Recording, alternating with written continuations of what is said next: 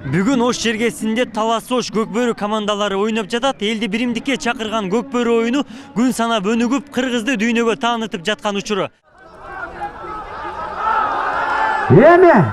Бул күнү Ош шаарындагы Төлөйкөн ат майданы Көкбөрү оюнунун көрөрмандарына толду. Көпчүлүктү кызыктырган Ош Талас Көкбөрү командаларынын оюнуна Талас облусунун райондорунан 4 команда, ал эми Ош облусунан 4 команда атсалышты. Мелдештин байге фондуна 1 миллион сом коюлду. Элдин ынтымагы үчүн уюштурулган улуттук оюнда бийлик өкүлдөрү жарандар акчалай сыйлыктарды Көкбөрүгө салып жатты. Акыркы жылдары 2 команданын атаандашуусу күчөп, көрөрмандардын нараазачылыгын туудурган. Мындан улам былтыркы жылы алгачкы ынтымак кербени аталышында Талас облусунда өткөрүлгөн. Hiç kim yok. Hop bara geldi. 16. minuta. Уюштуруу демилгеси бул бирден бир себеп болгону достук менен ынтымак командасынын көп жылдан берки катуу тиреши. Бири менен тирешип, анан көрөрмандар ортосунда бир аз бөлүнүүлөр байкалды да. Ошондон улам ушул ой келди. Мындан ары оюнчулардын арасында, көрөрмандардын арасында только сый урмат болуш керек. Көкбөрүнү биз кылчайын ашкан атаандаштык катары эмес, спорт, достук катары, биримдик, ынтымак катары билишибиз керек да. Көкбөрүнүн азыркы учурда өнүгүү жолундабыз, жакшы өнүгүү жолундабыз. Кудайым буйрса, жакынкы жылдарда жакшы деңгээлге чыгат деген үмүттөбүз, Кудай буйрса. Оюн олимпиадалык система менен жүргүзүлүп, 4 команда ат майданда күч сынашып жатты. Жарым финалга Таластан барган 4 команда чыгып, финалда Талас командасы менен Кара Буура командасы оюн көргөздү. Жыйынтыгында Талас району 4-3 эсеби менен алдыга чыгып, Ош Талас ынтымагы турниринин 2-чи рет жеңүүчүсү аталды. Бул эрендердин оюну, кыргыз элибиз эзелтен ойноп келген оюн. Бул Көкбөрү оюнунун максаты элибизде биримдикке, ынтымакчылыкка чакыруу. Мына жараткан Аллахтын буйругу менен мына бүгүн Көкбөрү оюну Ош жергесинде өтүп атат. Ушул эле оюн Талас жергесинде 2019-жылы өткөн. Бул Ош Талас ынтымагы деген оюн элибизде биримдик, ынтымакчылыкка чакыруу оюну.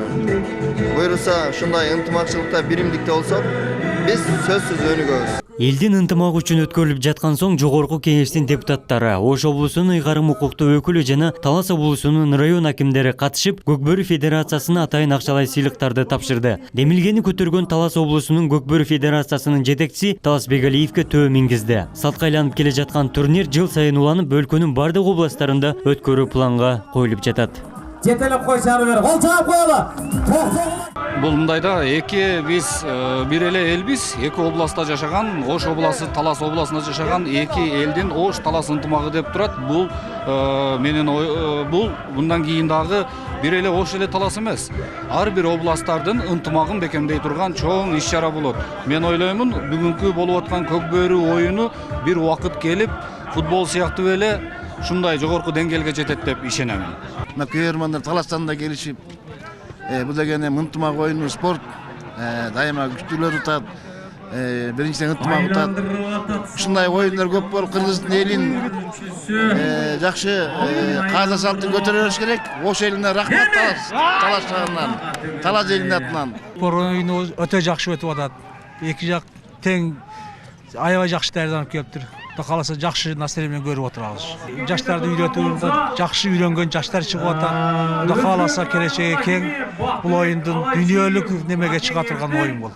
Ассаламу алейкум кыргыз элим.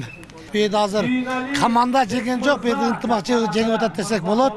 Өтө оюндар жакшы өтүп атат. Ушу Талас командасына көрөрман болуп, алардын көңүлүн көтөрүп отурат. Таштайм десе мынабай биз таштатпай ошолорго таштатып атабыз. Меймандарды урмат кылыш керек да иним. Рахмат, ошону карап деп Аллах. Жакшы балдарга ийгилик бардыгына.